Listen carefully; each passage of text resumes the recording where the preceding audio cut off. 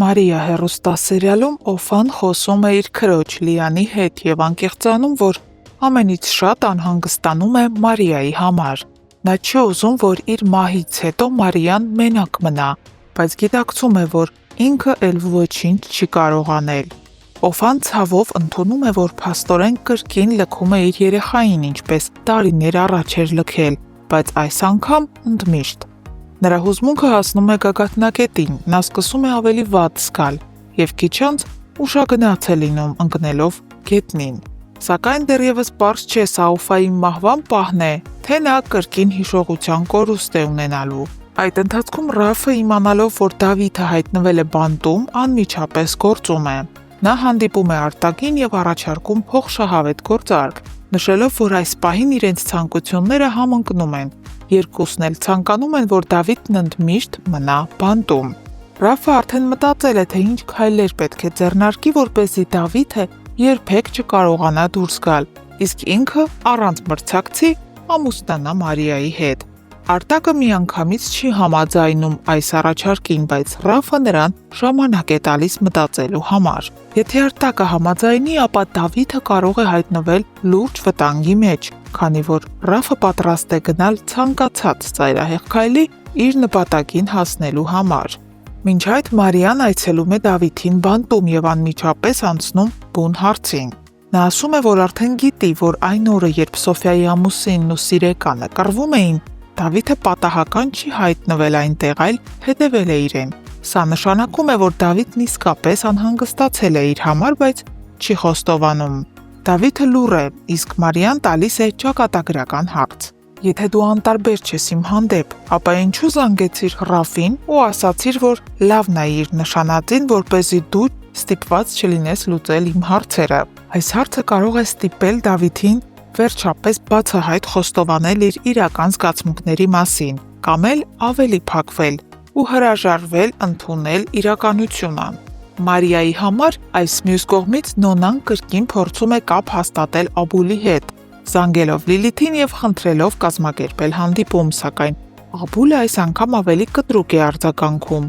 Նա ասում է Լիլիթին, որ չնայած իր հոր Ռուբենի հետ շատ լավ հարաբերություններ ունի, Նոնայի հետ հանդիպելու ցանկություն չունի։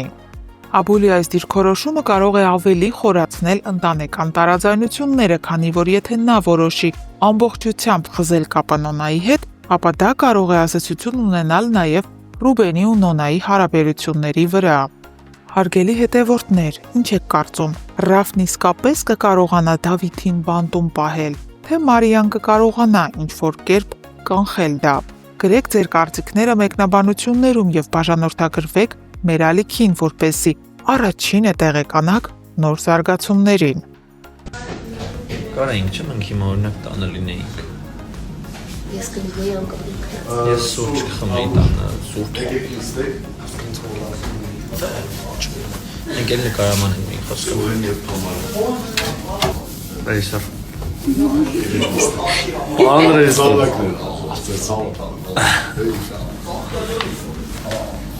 Դեկնա, նստել է։ Ես դες ուզում եմ ցույց տալ, թե ոնց է հնարավոր դառնալ դերասան եւ ուղղակի պարկած փող աշխատել։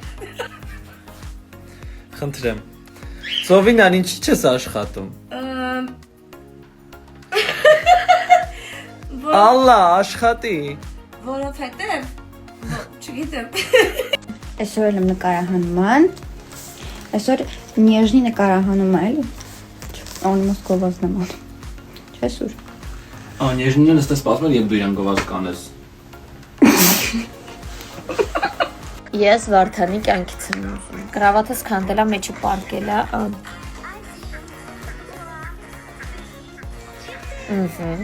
Ջուրը տվեցինք։ Հիմա տալիս ենք ուտելիքը։ Հələ մի բանը ես եմ իրան խանգարում, իրան մլծիկից խանգարում եմ, կտրում եմ իրան։ Ես էլ եմ ուզում սա։ Время пройдет, и ты забудешь все, что было. С тобой у нас, с тобой у нас. Բայց ես տաղանդա մեր Էլենչոն։ Սուրենը կրևանում, թե ուրա թամի, ես 2 րոպե շուտ հասել եմ։ Փար Կրիշնային։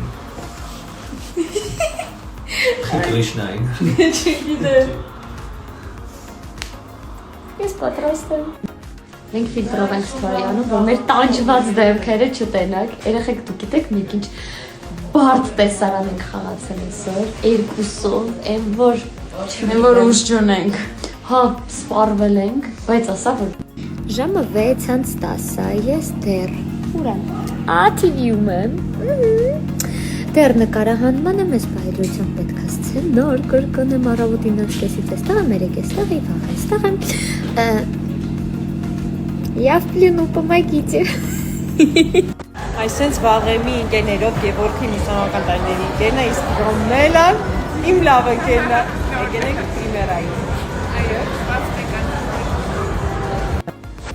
Սպասեք առաջիկա լարված սերիաներին։ Երևի կհայտնվի։ Երևին որ նա հայտնվելու է, չէ՞ Գրիգ։ Այո։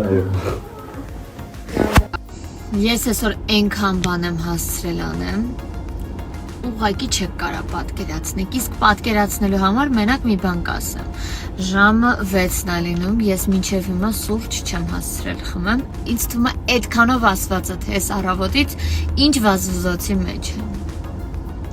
Ինձ 2 կիլո համբերություն, 3 կիլո նервեր, մեկ էլ մի 4 մեշակ փողա պետք, ով կօգնի։ Լավ վերջինը կատակ էր, բայց նախավերջին ու նախավերջինը ճիշտ էր։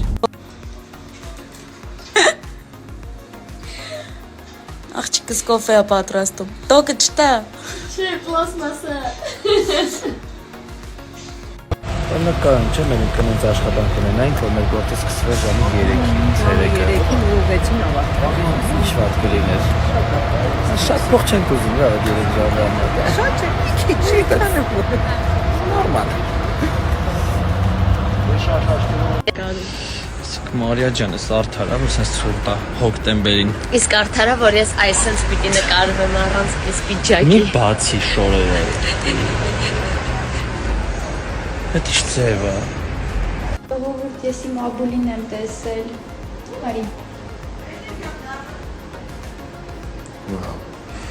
As for love drinking։ Շատ։ Չէ, շատ։ Այո։ Կյանք կարող է Մեր նկարահանումները շարունակվում են Մարիա հեռուստասերիալի։